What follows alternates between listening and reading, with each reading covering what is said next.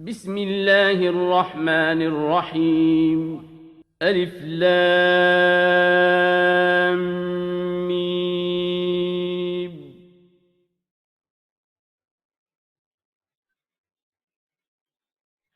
Bismillah ar-Rahman ar-Rahim. Generally, Muslims begin anything with this formula, which is an Arabic formula that the Quran begins with, which is, in the name of Allah, the most merciful, the most compassionate. And the Prophet Muhammad, peace be upon him, said that when we do things in the name of Allah or God, that it imbues that thing with what the Quran terms barakah. And barakah is, in fact, there's a film called Barakah.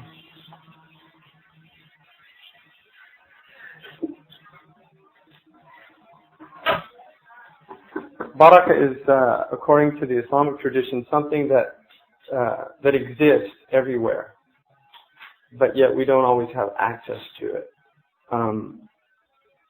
And as it increases, the experience of it increases. And so, in a sense, it would probably, the closest Christian equivalent to it would be grace, the grace of God. What I want to begin with, before I go into Islam, is just to talk about a few other things in order to clear some area to talk about Islam. Thomas Cleary, who is a translator of the Quran, said that one of the difficulties for people in the West is that they're not able to think about thinking about Islam. And what that means is that we have so much historical baggage that we carry with us that it becomes difficult to think about something that we've already got a lot of assumptions about. And I'll give you an example. The other day I was reading in a newspaper that's published on campus at San Jose State, and there was in the cartoon there was this, it said third world thugs, and underneath it there was a scimitar, which is the sword that's generally associated with the Muslims. This, most people know this sword. Something like that. And that's an assumption. We say third world thugs, and some Islamic countries might come up, and some Muslim names like Saddam Hussein is a Muslim name. He's a third world thug. Therefore, we're dealing with a Muslim. And so, clearing away that stuff is really important before we can even look at something clearly. So, what I want to talk about a little bit, and this is not unrelated to Islam, because the Prophet Muhammad, peace be upon him, said that wisdom is the lost property of a believer, and wherever he finds it, he has right to it. In other words, the Islamic tradition has never limited itself to the teaching of Islam, but in fact, in any culture that it went to, it began to explore the understanding, the traditions, and the sciences and arts, literature, all of these things of that culture, and oftentimes actually incorporated it into what would become the Islamic ethos. So for instance, when the Arabs, who are a people that prior to Islam had, their culture was basically very primitive. It was, the Prophet Muhammad was not a Bedouin. He was not somebody, a nomad. He was somebody that actually lived in a city. And it was a fairly substantial city on the Arabian Peninsula. In fact, it was really the spiritual as well as the economic capital of the Arabian Peninsula. And it's called Mecca. But at the same time, their sophistication would be absolutely primitive compared to what existed, say, at the same time in the Byzantine or the Persian civilizations or cultures. And so the only thing really that they had that was of any cultural significance in retrospect was their poetry, their language. And their poetry was really something extraordinary. And that's basically accepted not simply by the Arabs, naturally it's their language, so they would appreciate that, but also by people that have looked into it from other cultures, whether they're Muslim or non-Muslim. And so they had this extraordinary language, and it had actually reached its pinnacle right before the Prophet Muhammad, who is born in 570, which is called, and that's Christian year, which is called the Year of the Elephant in the Arabian history. And so what happens is that he grows up in this society, and actually I'm going to step back because what I wanted to talk about was about this other thing, which is related to this. And it's what Heidegger, who's a German philosopher, called throne.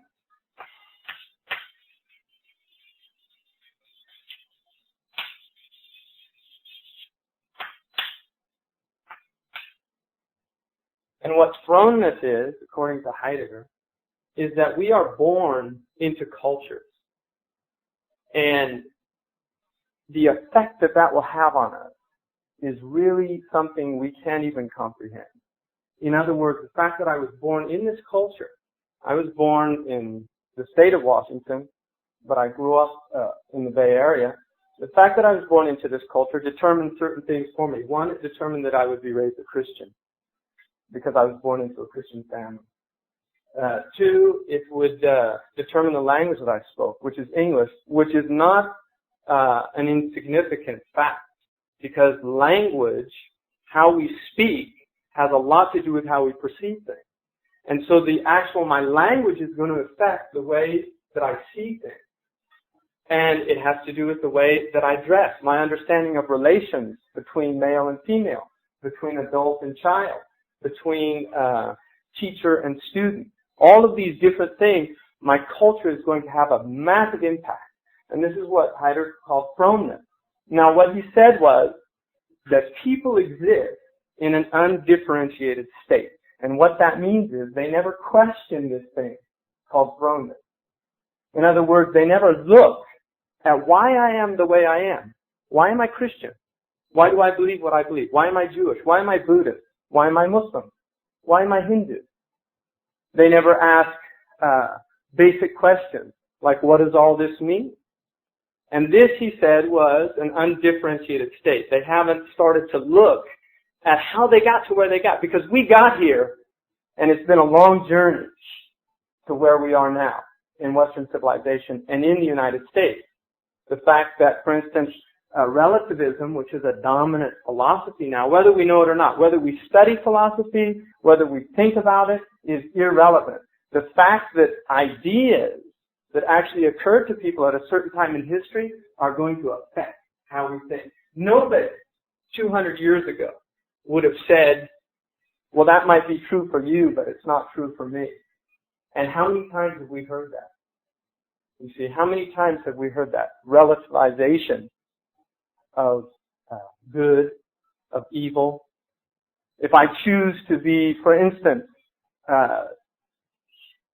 80 years ago, 40 years ago, a homosexual was something, it was an abomination. It was a crime against humanity. It was a sin against God. Now, for a large segment of the population, it's a lifestyle choice. Right? I mean, is that basically, I mean, a lot of people think that. It's a lifestyle choice. Well, that's been a process to get to that point. You see? And there's people now, there's actually an organization of which Allen Ginsberg, who's a very well-known poet, is a member, which is the National Association for Man-Boy Love, which says that men should be able to sleep with children because it's against their rights if you don't allow that to happen. Now, this organization actually marched with a banner in Washington during the Gay Parade March and was accepted by the people who organized that march. So that's at the suggestive level now. But who am I or who are you to say that maybe 20, 30, 40, 50 years from now, that will be considered a lifestyle alternative? If I want to have sex with my child, then what's to prevent it? You see, so we arrive at things, it's not haphazard. There's a process. And looking at that process is like archaeology, trying to dig up and look at what was here before and where did it come from and who built it and what were they like and how is it affecting who we are. You see, so there's an archaeology of knowledge and concepts, philosophies, and religion has an archaeology as well, trying to understand why do Christians, for instance, believe that Jesus Christ is the Son of God? Because there were many Christians that didn't believe that concept in the first 3 centuries of Christianity. Many. So how did that become the dominant? And what happened to those other Christians? Where did they go? You see. So getting into questioning this thrownness is really important. And everybody has to do it. And what Heidegger said is that at the point that you start doing it, he said you move into what he called after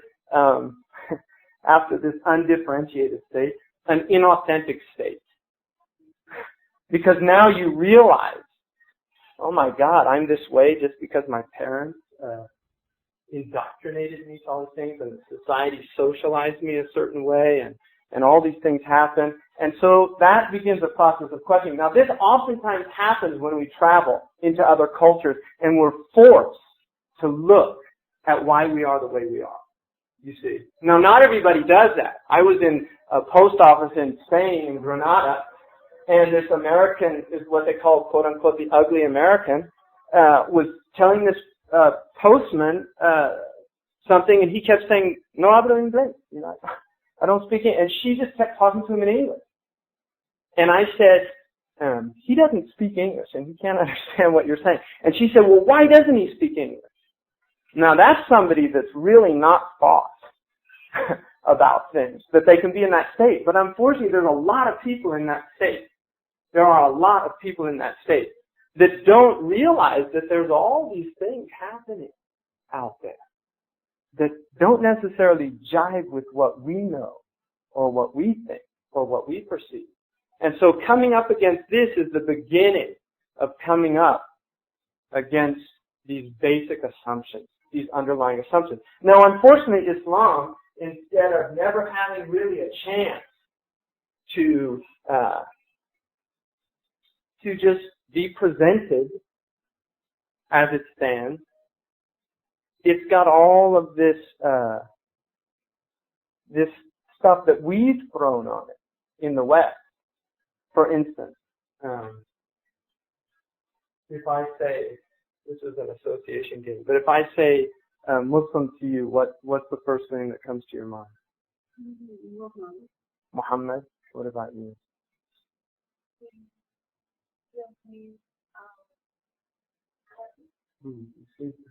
This doesn't sound gut to me, but we don't eat pork. Okay, that's a good point. Let's eat some bacon. There's a fellow named Francis Bacon who had this concept about idols, and it's actually not his concept, but this is getting to I'm going to get to my subject. Just be patient. The first one he called the idol of the group or the idol of the tribe. And what he said is this, that we have all these preconceived ideas that happen from socialization, right, from where we're born. One of them in this culture, for me, I know, and I don't know about you, but for me, Islam, I conjured up images of Crusader rabbits fighting these swarthy, dark Moors, right? And defending the faith because he had a big cross on his chest. And he was fighting these infidels. Or I have this idea of these funny movies that were made in the 40s or something. Or maybe Lawrence of Arabia. Or another one is, what was the Rudolph Valentino. When an Arab wants a woman, he takes her. Right? That's what Rudolph Valentino said in The Sheik. Right? I mean, it was silent film, so it came up. So a lot of these ideas that we have, and you can see the change that went through, because originally the Arabs will romanticize the males, and the females were seen as kind of chattel walking around in I Dream of Jeannie outfits that were really there for the pleasure of the men in this harem, right? And so a lot of these things come up when people start thinking about Islam or the Muslim world, or what these things, and these things prevent us from getting to Islam. Because one, they're distortions that obviously must have some basis in something. I mean, stereotypes don't come out of nowhere, right? Stereotypes, you see, I meet 3 or 4 Hindus, and if I have the same experience, I might even do it from one, depending on what type of person I am. If I have some experience, that is how I'm going to look at Hindus. I mean, people do this all the time. And so, questioning this idol of the group, and the more idols we have, the more difficult it is for us to perceive truth. And idols aren't simply wooden things that people bow down to. And idols can be in the mind as well. See, we all have our idols. We all have these things that they're sacred to us, or we really don't want to. We want to appease these idols and not to upset them. The next idol that he said was called the idol of idiosyncrasy. And that idol, he said, was your own individual nature. Now, some people, we all know the half full, half empty cup thing. Some people look at the cup half full. Some people look at it half empty. Those are completely different ways of looking at the same thing. So those are idiosyncratic idols. Those are idols of the individual. So you move from the group then to the individual, the idols that we all carry around and the way we look at things. And then the next one, he said, was the idol of the marketplace, right?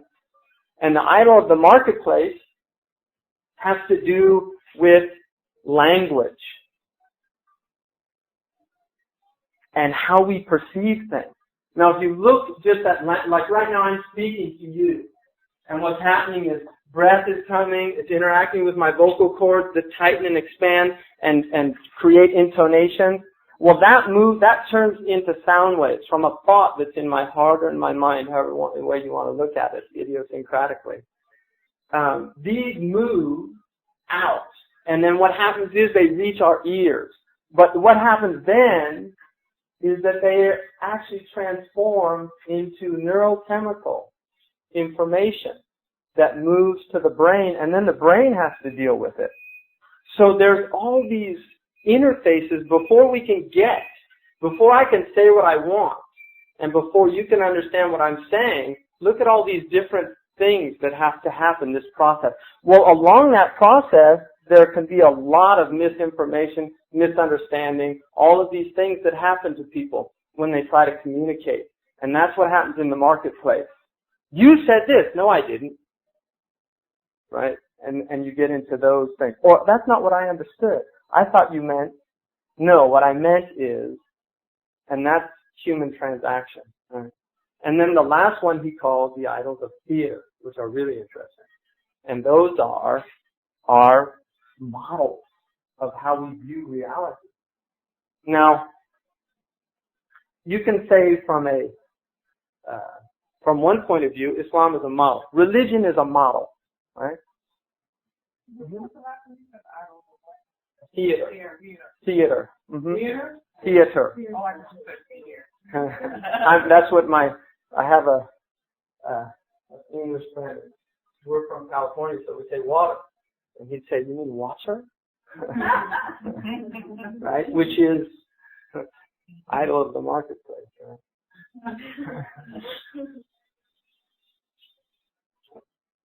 Where were we?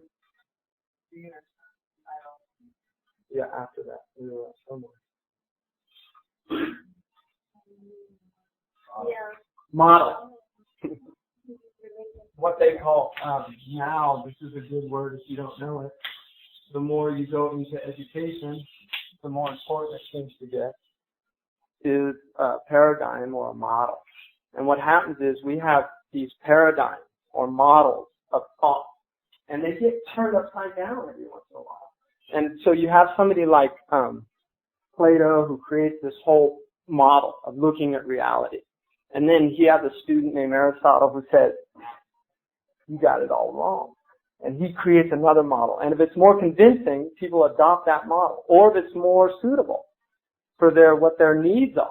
Might not be truer, but it might be more suitable. And so what religion does is, and the interesting thing about these things is they don't go away. Mythology doesn't go away, right? I mean, there's hospitals all over this country that don't have a 13th floor. There's a lot of buildings that don't have a 13th floor. You go from 12 to 14, and how you do that, I don't know. But you do it because people have this, what we would term, if we're rational, an irrational fear of the number 13. Where does that come from? Well, it's the devil's number. Who said so? I mean, Jesus had 12 disciples, and he's number 13 then, right? So, you know, we need to question things, right? And just ask, how valid are they? And how rational or irrational are we being? And is rationality the best thing at all times?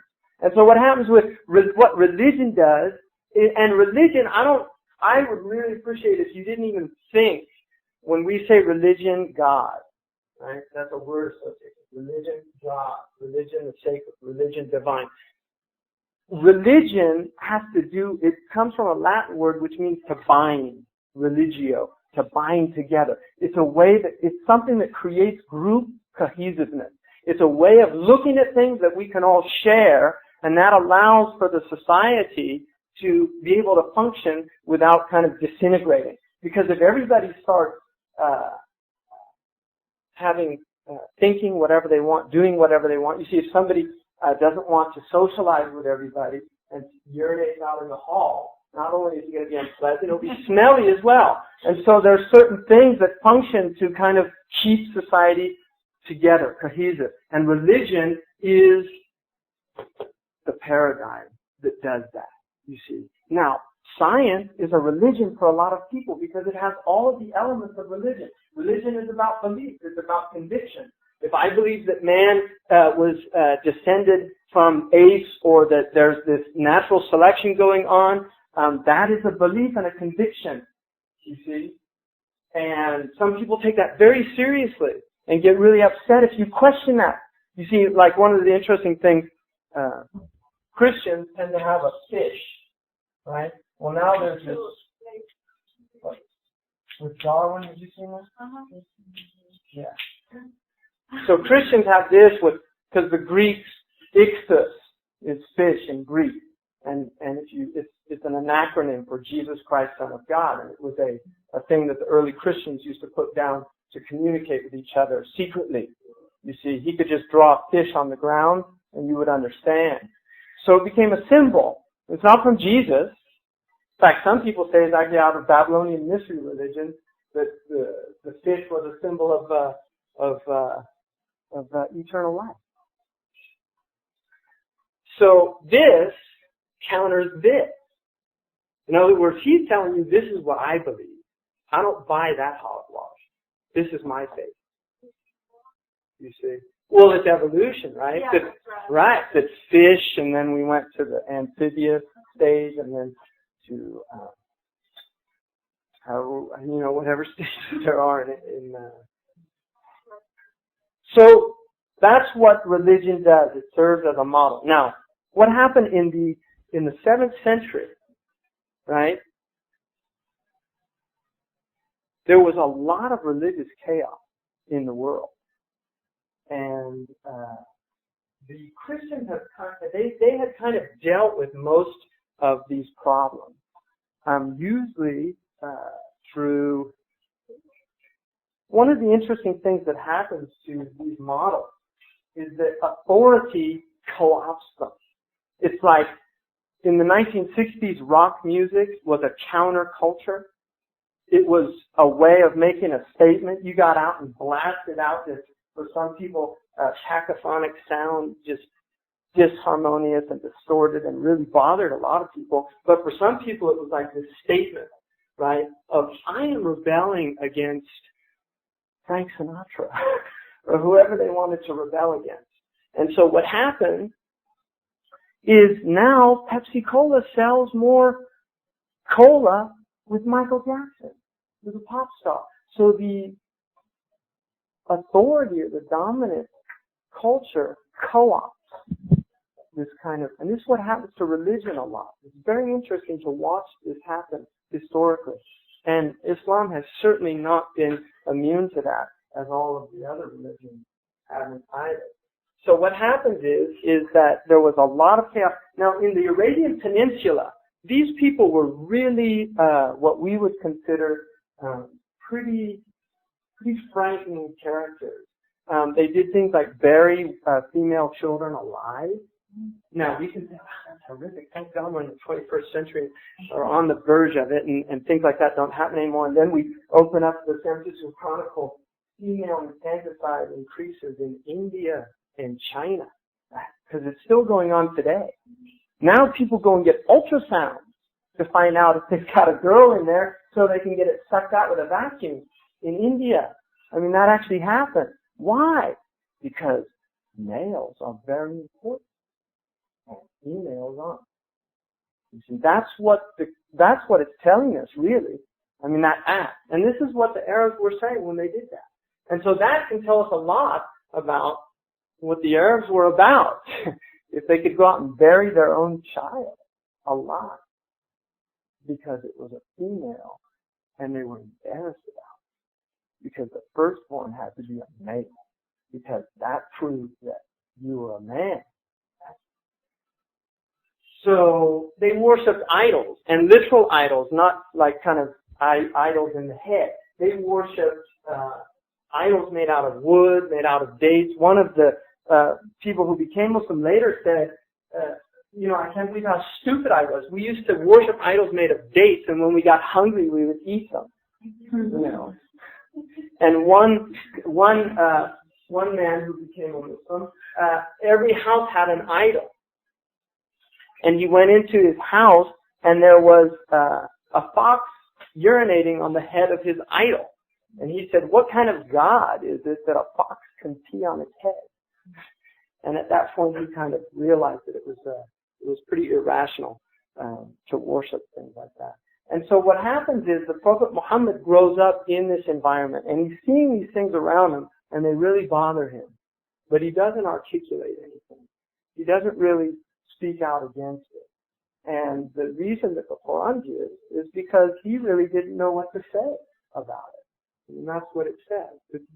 He wasn't clear about it, because that had to do with this thing. What does all this mean? Because we have to ask those questions in this society now, because a lot of things don't work for us anymore. See, for a lot of people, Christianity doesn't work as a model. It just doesn't. There's a lot of people out there that don't buy it. For a lot of people, humanism doesn't work as a model, or whatever model we want to look at. And so, at the age of, and he was by his nature, contemplative person who thought a lot. He used to go to a mountain near Mecca, and he would meditate during the lunar month of Ramadan. And at the age of, he was born in an aristocratic family from a poor branch of the dominant tribe of Saudi Arabia, which was called the Quraysh.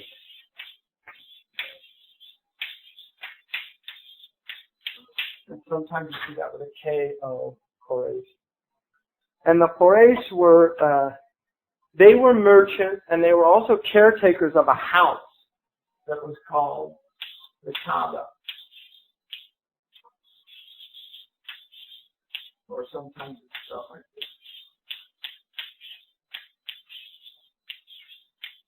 And Kaaba comes from a word that means cube.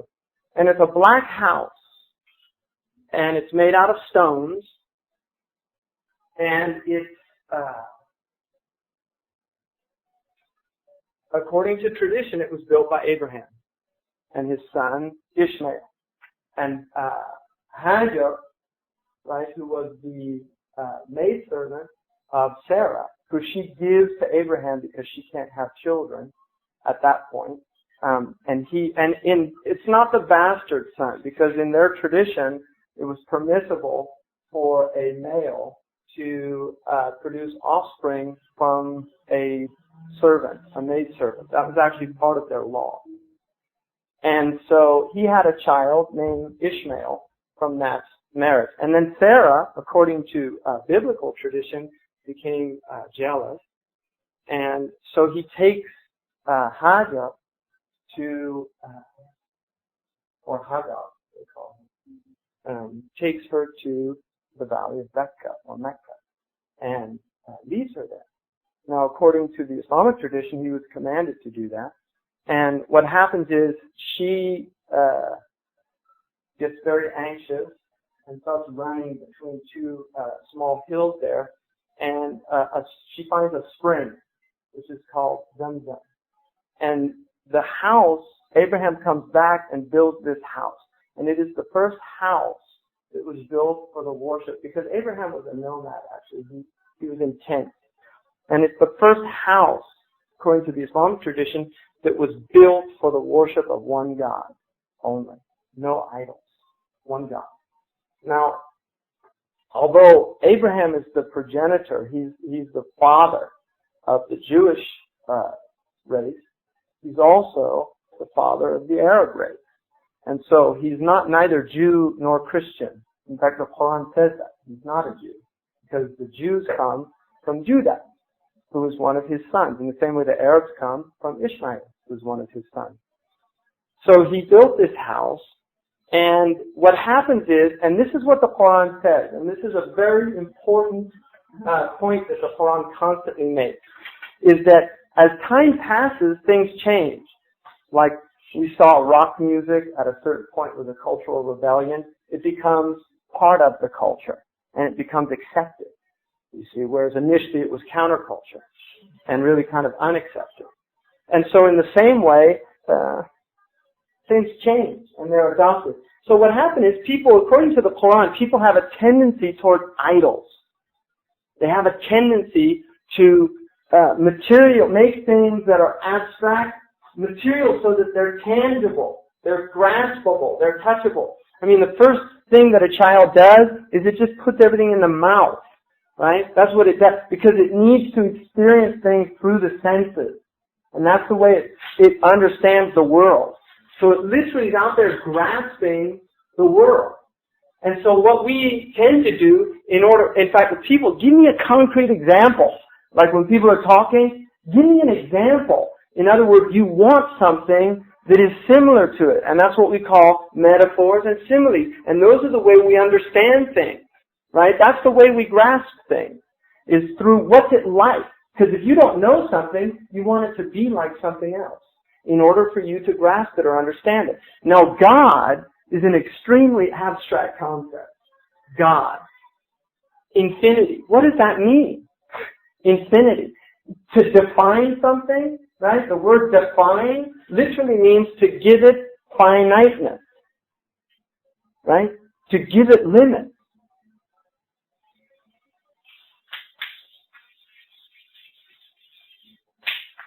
That's what it means, to limit it, to make it finite. Now, something that's infinite, how do you make it finite? Well, the Quran says you can't. And Kierkegaard comes to the same conclusion about 1,380 years later, that you can't define God. You can't make a model out of God. So what do we do then? Well, what happens is that what the Quran says to do is don't try. And that's why the fundamental teaching of Islam is what's called. Does anybody have any idea what it would be? Anybody? You want to take a stab at it?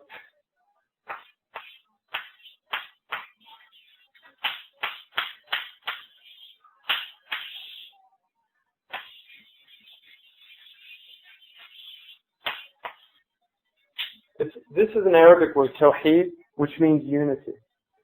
And what the Quran's fundamental message is that God is one. but there's no thing like Him. Even when we say Him is, according to the Islamic teaching, linguistic expediency.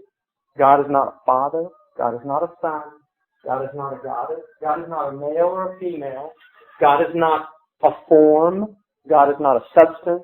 God is not a being, according to the Muslims. Now, you might read in books Supreme Being, right? That is not a correct definition according to the Muslim theologians. God is not a being, because being is stuff we know. This is being, right? All this stuff that we're in. And we are being. We're all part of it. God is none of those things. Now, in Greek logic, they have this thing called the excluded middle. That either something is this or it's that, but it can't be both things at the same time. Well, the Buddhists have a whole other logic that says things can be the same thing at the same time. Why not? And that is closer to the Islamic logic. Because the Muslims say God is neither part of His creation, nor is He separate from it. And you say, well, what does that mean? Well, we don't understand that. I mean, the intellect at a certain point kind of like tilts in those pinball games. It tilts. And you have to wait for it to come back to its senses. And so this understanding of God, now some people say that's a very impersonal understanding of God. In other words, in Christianity, really one of the fundamental things is that we have a deeply personal relationship with God through the Son. In fact, God so wanted to know man that He became man. And we could actually see Him and look at Him. Right? And that's very tangible, very graspable. But the Muslims, and according to the Islamic teaching, say it's a nice idea, but it's the same as this thing. That's what they say. And so it's idolatry in the Islamic belief.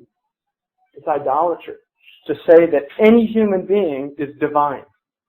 We are from the divine, but we are not the divine. We are the divine's creation. And Jesus, according to the Muslims, was created. He was created. He made by who? By God. By God. By God. Yeah.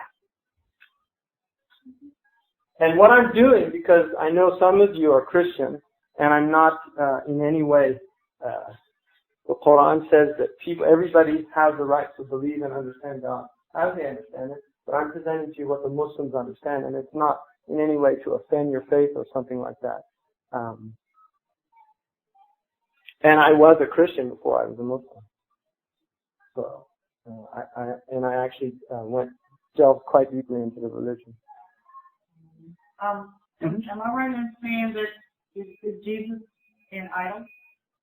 Is that what you're saying? According to the Muslims. According to the Muslims. Yeah. Okay. To make Him a God, to make Him an object of worship is idolatry. Because again, idols are not wooden in the Muslim tradition. There are two types of idols mentioned in the Quran. One is an idol in the mind, which is called watan, and the other is an idol made out of material called sonam. There are actually two different words used in the Quran for idol. So democracy can be an idol. The American flag can be an idol. The 49ers can be an idol. Madonna can be an idol, you see. And people commit suicide when movie stars kill themselves or die. Have you read things like that in newspapers? I mean, why would somebody do that? Don't correct me if I'm wrong, but this perception I always had that a lot of the Muslims, at least how it's perpetrated in this country, worship Muhammad. No. Absolutely not.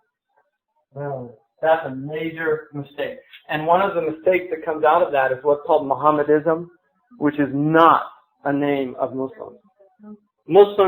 Islam is a religion. Islam is the religion. And Islam comes from the root word selima, which is the same word we get in Hebrew, which is because the sa sound in Arabic is sha in Hebrew, and so the Hebrews say shalima or shalom. Have you heard that, shalom? It's the same root word because they're Semitic languages. They're related to the same language group. And so what shalom or salima means is shalom means peace, and salam means peace. And when you say salam alaikum or shalom aleichem in Hebrew, what you're saying is peace be upon you. Now, peace is an interesting word. In Arabic, it's salam. And what salam means, because it comes from this root, which means to be whole. To be whole. And so, for instance, when your body is whole, you're at peace.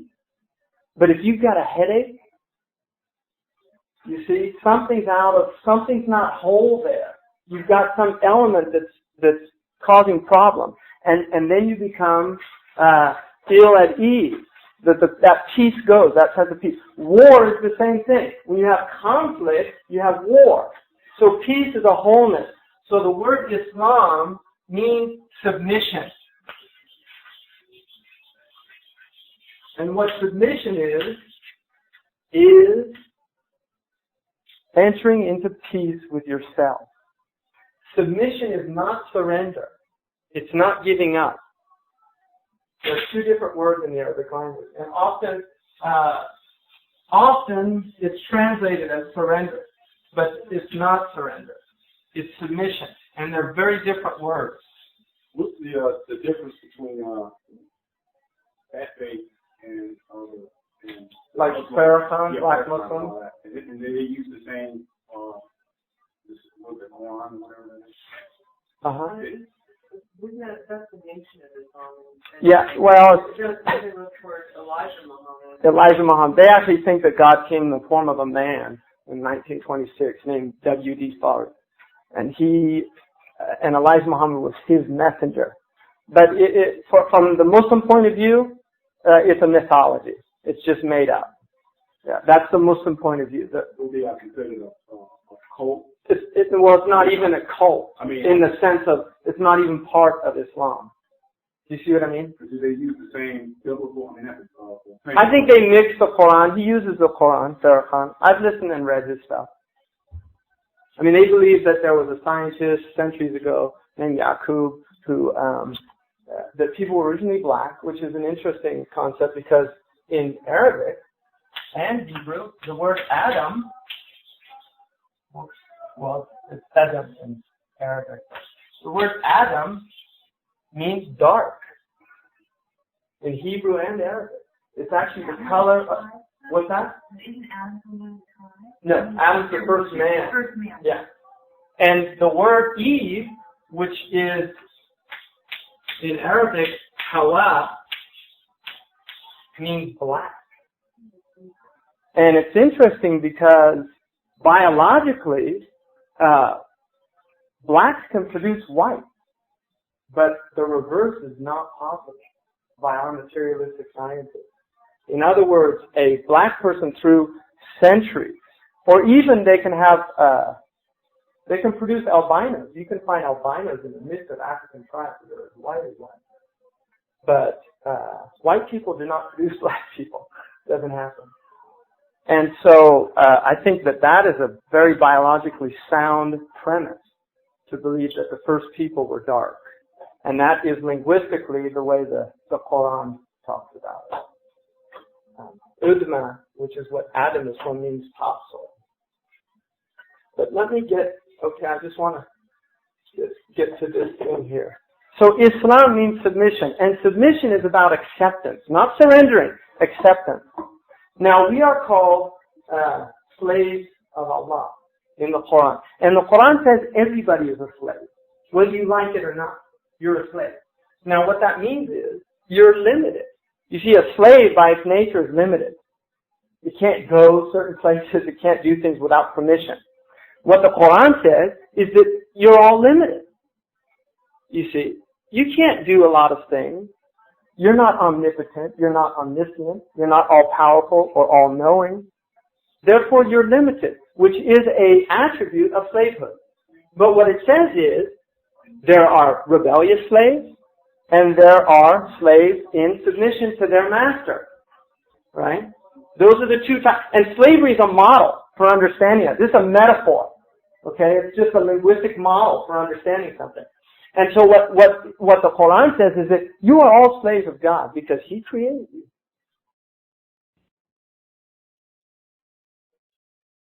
And He is your master. And the master, according to one great theologian, Imam Nawawi, he said that it's as if God he's got two slaves. And He tells them both to go to the marketplace. And He tells them each to bring back something. Like He gives them both $1 or $100 or whatever something costs. This is a metaphor. And He tells them to go and purchase something for Him. And so the two go. Well, one of them is very determined. He doesn't look around, doesn't get caught up in what's called the Vanity Fair, right? Like a sideshow, like Pinocchio. Remember Pinocchio? Pinocchio is going to school, and then Foul Fellow comes and says, no, you need a vacation. Come. And he takes him to Pleasure Island, right? And, well, what happens is, all of a sudden, wow, they're all turning into donkeys. And he says, I got to get out of here because pleasure's not it, right? And then he goes to become an actor, right? Fame. I mean, it's a very spiritual story, Pinocchio, because what does the fairy godmother tells him? If you want to be a real boy, in other words, if you want to be a real person, you have to be truthful, brave, and selfless. And those are very high spiritual qualities. And Pinocchio actually has to jump into the ocean of the unknown to look for his father. Right? And then he becomes a real boy. And that's what religion's about, hopefully, is becoming real, becoming authentic, becoming conscious. And consciousness is about choice. And so that's where this whole idea of submission comes into. So he says that one of them goes, he's very determined, he comes back and brings this, the thing that he was asked to do. The other one goes and he's, wow, this is incredible. Look at this store and look at this store. And he starts going in and checking, oh, and this is, and goes in and all of a sudden it's nightfall and the marketplace is closing and he didn't buy that thing. And he's running around and he's looking for the store. It's too late. And that's death. You see, that's a metaphor for what the world is like, you see. And what that thing that he asked us to buy, which is really interesting, what that thing is knowledge of Him. That's the metaphor for it, is that we have to come to know God. Now, I said earlier, well, God's unknowable. That is knowledge of God. That He's unknowable, according to the Muslims. That is knowledge. And that is why the fundamental act of prayer in the Muslim teaching is to put your head on the ground. Because it's surrendering the intellect, which is not throwing the intellect away. In fact, you have to get with the intellect to that point, or else it's inauthentic or undifferentiated. In other words, the act of, there's a scene in the gospel where it says Jesus in Matthew, it says Jesus threw His face on the ground. And then you'll find that in the Old Testament. But that's actually the way that they used to worship, put their head on the ground. And that is out of a sense of awe, you see. In fact, the Prophet Muhammad used to do that occasionally out of thanks or gratitude. They call it the prostration of gratitude, which somebody would come and give him good news and he would go into prostration at that instant. And so that is the act of surrendering, submitting the intellect to God. And at that point, when you're in prostration, the heart is over the intellect. The heart is physically over the intellect. You're elevating the heart over the intellect and saying that this is the point where I need to know my Lord through my heart and not my intellect. So it's, Are women allowed to pray like that? Absolutely. They're not allowed, they have to. Well, we only see in TV or in the news, we only see... Yeah. Well, they're separate. We don't see the women praying. Yeah, they're separate. It's a good question. They're separate. And the reason is because the Prophet Muhammad was commanded to separate the women, and the understanding there is that men should not be behind a woman prostrating in front of him because, one, that is a sexual form. That is a way many people actually have sex. And you're not supposed to be distracted in the prayer.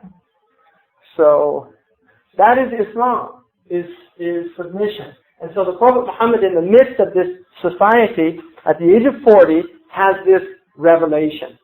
Now, some people have said, and this is something you can read still in books, is that, well, he just heard all these stories about the Jews and the Christians and kind of copied them all down and put them into this book called the Quran. You can actually still read these things in books written about Islam.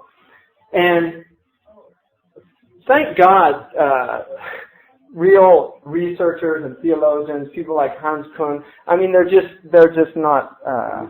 not using that argument anymore because it's not true. Whatever he had, whether you choose to believe it or not, it was a deeply religious experience, you see, whatever it was. Whether you accept it as revelation or not, Well, who would be a perfect king? We're going to get to that because that's part of the. We're going to get to that. That's part of the topic. This is about ritual. And so what happens at the age of 40, he actually has this revelation, and he's an unlettered man, and all he was known for before that point was that he was extremely trustworthy. He didn't speak a lot. He never recited poetry, which was very common amongst the Arabs. But he started spewing stuff, but started coming out with this language that really completely amazed the Arabs because they'd never heard anything like it. And it came forth from him, and people began to accept his faith. Now, initially, people really came down hard on him because he was challenging all of these assumptions, all of these idols. He was saying, don't bow down to wooden idols. That is not God. Now, he was challenging people's beliefs. And when people's beliefs are challenged, they either react two ways. Like a rational person, which is unfortunately very rare, and I think Aristotle made a big blunder when he called the human being a rational animal. I think a definition like somebody that eats cooked food would have been more applicable, because people tend to be very irrational, especially when their beliefs are questioned. And so that's one way, is to look at it rationally and say, does this make sense? Maybe you've got a point here. Maybe I should listen to it. The other way is to bludgeon them over the head with a very heavy object, right? And just kind of end of argument. And that's usually what happens historically to people like Socrates, Boethius. I mean, it's just on and on. Malcolm X, let's not deal with what they have to say. Martin Luther King, let's not have to deal with this. This person is making us think, and thinking can be disturbing sometimes, so let's just kind of get rid of them so we can go back to listening to music or watching TV or whatever we're doing. And so this is what he does. And these people, most of them coming from the slaves, from the poor people, and from the women, start to follow him, and really he started to upset people. And so they started persecuting him, which is very common in historical patterns. You can see this in many histories of religion. And so after 13 years of calling people to Islam, he migrates from Mecca to a place called Medina.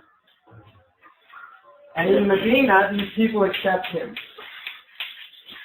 And he's there for 10 years before his death. So a total of 23 years, the Quran is being revealed. It didn't just come down like that, because that is not the way people accept things. People change gradually, and so it was a gradual process. What they call cold turkey, very rare, very difficult. People tend to change gradually.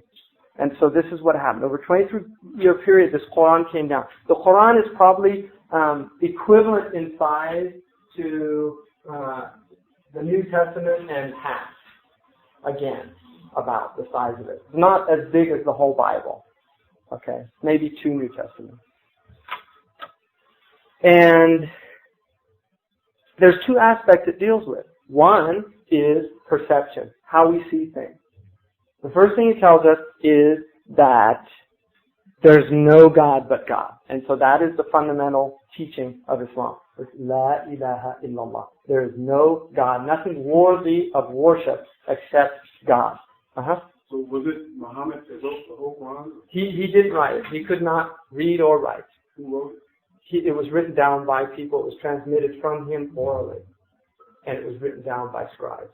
So it was the whole thing was written during his lifetime. I mean, the whole thing was transcribed by his words. So. Yeah, it came directly from him to the scribes. And the Quran, interestingly enough, is the only historical religious document. What that means is it was revealed in the full light of history. That there were actually, history was a very well-developed science by that time, as opposed to earlier tradition. The gospel, one of the really interesting things about the gospel is it's very hard to find out historically what happened, how we arrived with 4 gospels as opposed to 1 or as opposed to 12, because there were a lot of different gospels. And it really wasn't resolved until 325. That's 325 years after the birth of Christ, where things really kind of got settled out. Whereas, and the Hebrew Bible is even more difficult. But Moses got tablets and things. They don't exist. I'm taking that on faith from the Bible. Nobody's ever seen the tablet. And Moses isn't even actually a historical character. He's a religious character. He's not a historical character. There's even some, and I believe in him. It's part of my tradition. But there are some people that don't believe in it. There's some people that don't believe Jesus ever existed, and they're actually, Robertson is a good example.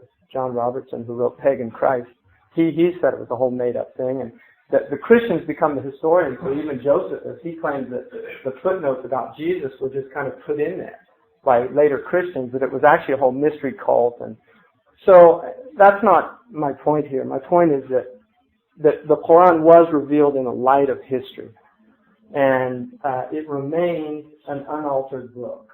Not one letter has been taken out of it.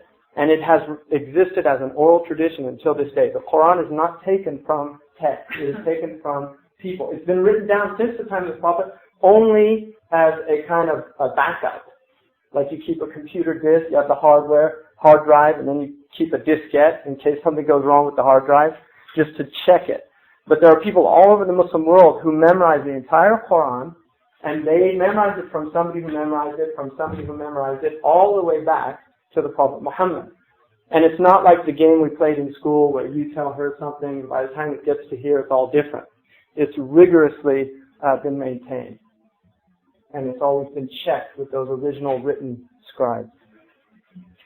So what happens then, the Quran has 2 aspects. The first is about perception, how you perceive things. And that is like a theory part of it. The other thing is how that theory comes into practice. And so the most important thing is that concept of unity of God, and that there has been an unbroken chain of prophets historically. The Prophet Muhammad, in a tradition, says that there were 124,000 prophets of God. Now, there's only 25 mentioned in the Quran, so that's a lot that aren't mentioned. And the Quran says we've told you some of their stories and others we haven't. So the Muslims believe that every single people, every ethnic group has had a prophet. But what happens is that as time passes, people change those writings, change the teachings, and then you begin to see the historicity of the religion. In other words, that kind of thrownness, how people put stuff onto the religion, and you get this cultural religion, you get all these different things, but that original pure teaching is gone. So you can't find it. And what it is, it's like seeing a car that's being used as a house. And if you know what a car is, you can kind of tell that, this was a car at one point, but it no longer functions. So that's the way the Muslims look at other religions. They accept them as valid manifestations of this divine communication between God and man. But they say that they don't function as they used to. Do you see? So there's truth there, There is truth there, and the Muslims say that categorically. There's truth in Christianity, there's truth in Judaism, there's truth in Buddhism, there's truth in all of these sacred manifestations, but it's not the whole picture anymore. That is the Muslim position. And that's what I'm telling you, you see. I'm not saying that you have to believe that, or that is the Muslim position, that is the position of the Quran. And so what the Prophet Muhammad is called in the Quran the seal of the messengers. And he said that I am like the Prophet, and my relation to them is like a house that has been built and only one last brick needs to be put in. And I am that brick. So he determined that himself? From the Islamic point of view, that was told to him. He was told to him by God, through the emissary of Gabriel, the archangel Gabriel. That is the interface between the Prophet Muhammad and God. So basically, I mean, that's still self-proclaimed. Absolutely. But through faith, it would be Yeah. things that you have to do. Yeah. So basically, it's thrown in words. He said that. That's where the faith comes in. Either he's right or he's wrong. Right? Doesn't that you use that word paradigm? Uh-huh. You know, wouldn't the Quran be a model for that? And you say that that's not what they believe. Yeah, okay. From the point of view, the paradigms can be turned over. From the Muslim point of view, and I'm talking from the Muslim point of view, how the Muslim is viewing this thing. The Quran is not a paradigm, because paradigms are models. Yeah, it is a model. Well, the Muslims would say it's actually an articulation of reality. I mean, it's just fanatics. It's not. I'll give you an example. Newton said that we live in a mechanistic universe, right? That's the model he gave for us. And people believe that absolutely, wholeheartedly, that was reality. That the world is like billiard balls. You hit one, get a reaction, cause and effect. Now, Heisenberg, right, who was a quantum physicist, comes along, and Bohr and Einstein, and they blew a large part of Newton's worldview out of the water. Because all of a sudden they said, no, things don't work like that. There's this uncertainty principle. The subatomic world doesn't work like that. There's this randomness that we're perceiving. The things happen over here and they happen here at the same time without any apparent cause and effect. So Newton had a paradigm. He tried to make it a universal paradigm that applies to everything, and it's not applicable to everything. It doesn't mean that there's not truth in it, because it does determine things at a very crude material level, but it doesn't explain everything. So that is a paradigm, and it was supplanted. It was another paradigm came that was superior to it. Now, who's to say that a brilliant genius beyond Einstein comes 20 years from now and says, no, they got it all wrong. This isn't indeterminacy. This isn't probability. And he gives us a mathematical model that supplants the model of Einstein. Do you see what I mean? So paradigms... I mean, that's all subject to interpretation. Exactly. No, that's a good point. That is subject to interpretation. But what I'm talking about... I can't. In a way, you can't tell me that the Quran is not some type of model for people to look at or read and to structure their lives based on that, such as the Bible is for Christians. Right. And that would be a paradigm. It's a paradigm from that perspective. But see, what I'm saying is that from the Islamic perspective, it is reality. It's not a model of reality. You see what I mean? Are you getting that? Yeah, I get it. Okay. Because there's things that... It can't be supplanted. From a Muslim point of view, it can't be turned upside down. For instance, from a Muslim point of view, well, like the Holy Bible, the word holy means set apart. It means what? It means set apart. That's what holy means. It also means full, complete. So it means something like that in Islam. The Quran says the Bible was a true revelation, and the Gospel as well. But what the Quran says is that there's been alteration. So we can't. It's difficult to see now what is true and what's not. That is the Muslim point of view of the Bible. So, Go ahead. So that is the point of view. So the difference simply is that from a Muslim perspective, a paradigm is a working model that as soon as a better one comes along, we can just throw it out. You see what I mean? So as soon as a better paradigm Comes along. so it is a paradigm, that's what you're saying. Well, because that paradigm can be replaced by another one. But from the Muslim point of view, the Quran will not be replaced and cannot be replaced. Therefore, it's not a working model as long as, do you see what I mean? I'm talking from a believer's point of view. From your point of view, if you're not a Muslim, from your point of view, it's a model. And it would seem like semantics. In the same way that from a Christian point of view, his is not a model either. It's reality. Yeah. Now, there are a lot of people that their paradigms are their reality. There are other people that kind of step out and look at it and say, this is just a model. Do you see what I mean? Yeah. About the Quran, that day I was reading something about Islam. And I'm not sure. There are 4 people after Muhammad. 4 rightly guided Was it Kelly. Kelly? Yeah, Kelly. And it's an English word now. Yeah, I remember the first one. Actually, if he rewrite the Quran or he put them together, right. He put them into one book, but they existed at that time in scattered. But then I read through them. I found out they said later on Islam got adopted by Turkey, right? And they make it to be an official language. Just take out all the old languages by the Iraqis. Right? Then Arabic kind of became the official language of the Muslim world in the same way Latin was of Christianity. But the Turks actually spoke Turkish. They still do. Yeah, and I don't know, different books written by different people. They're saying that actually they start off just take out all the traditions or anything matters with Arabic. From Quran after they. No. There's been a lot of misapplication of Islam, just like there has Christianity, every religion.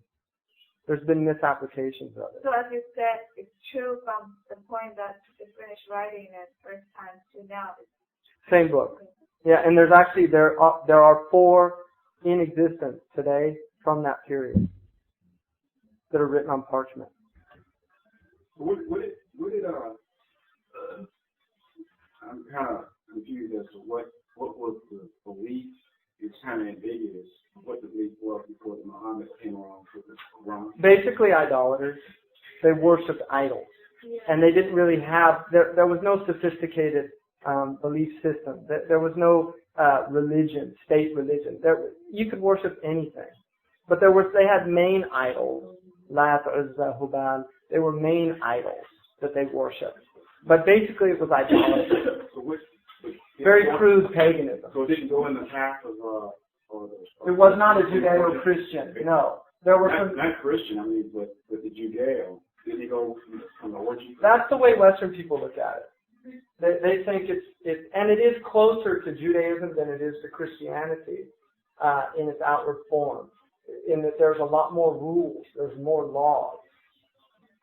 So the 10 Commandments and all that has nothing. Well, I mean, 10 Commandments sound good to anybody. I mean, so you said that you believe in Moses.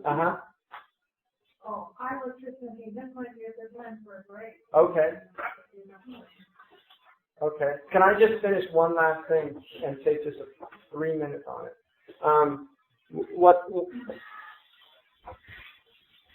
And then when we come back, we could just maybe go into a discussion about this. But there are 5 basic pillars, which is the foundation of Islam. The first one is the Unity Creed. What would you call these pillars? Pillars, yeah. The Unity Creed, which is La ilaha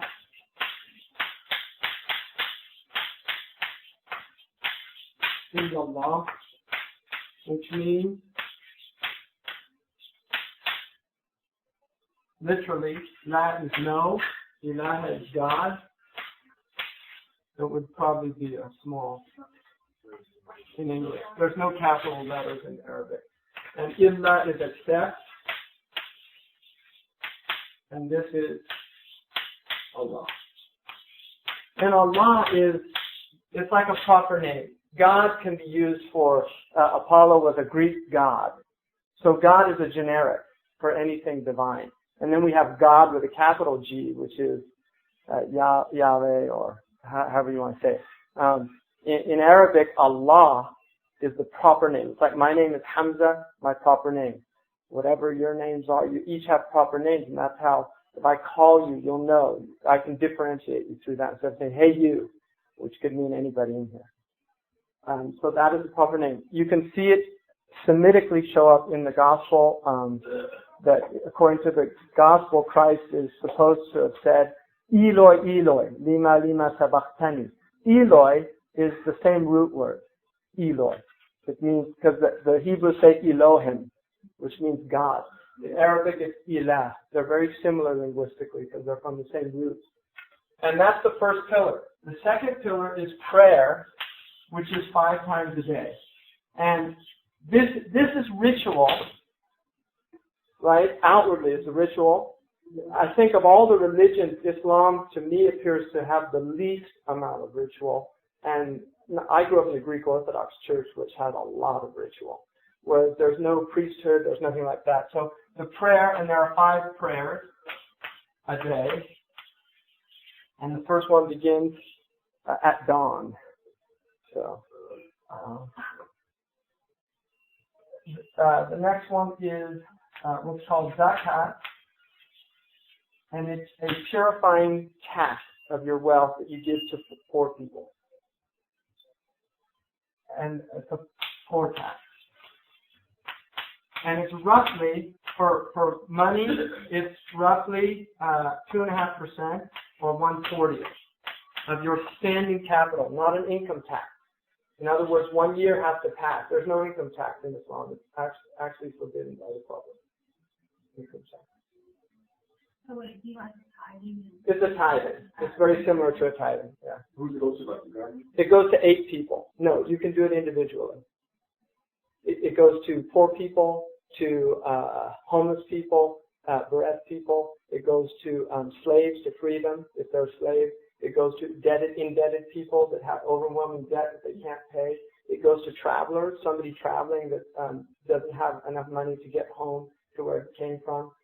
It goes to people that work to collect it, because for people that collect it, because there are organizations like Mercy International that collect it, kind of like the Red Cross, so they can use from what they collect to sustain their growth, as long as it's not exorbitant amount, or it would be cheating or something like that. What's the 140 for? It's like 2.5%. 140 is 2.5%. And then the fourth one is fasting. And once a year, between sunrise, actually dawn, the first light, the sunset. Muslims don't eat, drink, nothing through the mouth, or have sex during the daylight hours. So there's a complete abstention. Every day? Every day for 30 days, 29 days. Once a year? That's once a year. That's Ramadan, right. And that is, during that time also, it's forbidden any time of the year to backbite, speak bad about people, but during this month, it's like a lot worse than it would be. It's kind of like a school for learning spiritual self-discipline. And I met a prisoner at Soledad who became Muslim, and he told me that he tried every religion, and he left it. And he said that the only religion that could cure his smoking was Islam, because when Ramadan came, you can't smoke during the daylight. So he just quit smoking and went 30 days and never went back to smoking. So Everybody does this at the same time? everybody does it at the same time, unless you're sick or traveling. If you're sick, it's forbidden to fast. If it's going to harm you. If you're pregnant, it's forbidden to fast. If it's going to harm you, it is forbidden to fast. But if you're in good health, then you have to fast. And if you don't fast, it's considered kind of a grave Is thing. it a special time of the year? Yeah, Ramadan. It's a lunar month. It changes every year, 2 weeks forward. It's coming up in about 2 months. Ramadan. How do you spell it? Ramadan. Already in the 1880s. And what includes children? Children are allowed to fast after the age of 7 if it's not harmful to them. And what most Muslim families do is they let them fast half the day, because children usually want to do it, because it's a very social event. People invite people over for dinner, so there's a lot of celebration during that time. You know, so children tend to. It's all of these things are obligatory at the age of puberty. I know, but you fast during the day, you eat in the evening, or you can take in water in the evening. Oh, absolutely. No, once the sun goes down. Once the sun, okay. So like a 12-hour fast or something like that? It depends on where you are. The Eskimos have a lot longer one than that, but no, they can work it out with time. It's usually about 12 hours if you're in a middle climate. After 12 hours, you can just kind of just take out. Well, you're not supposed to, because pigs are kind of not really designed. You're actually supposed to kind of lessen your intake. Most Muslims end up starving out because they've kind of wandered from the spiritual discipline of the fast. So there's more food consumed in Ramadan in most Muslim countries than there is other times of the year. That's human nature, folks. That's where the reality comes face to face with the idea. Can they have sex after the 12 hours? Yeah. So they can go back to their... Yeah. And during the evening, yeah, that's fine. Is that tradition? I mean, has it always been like that, or was it just a complete 30 days? No, that's the way the Quran says. It's always been like that. Yeah. And the last thing is the Hajj. And the Hajj is the ultimate,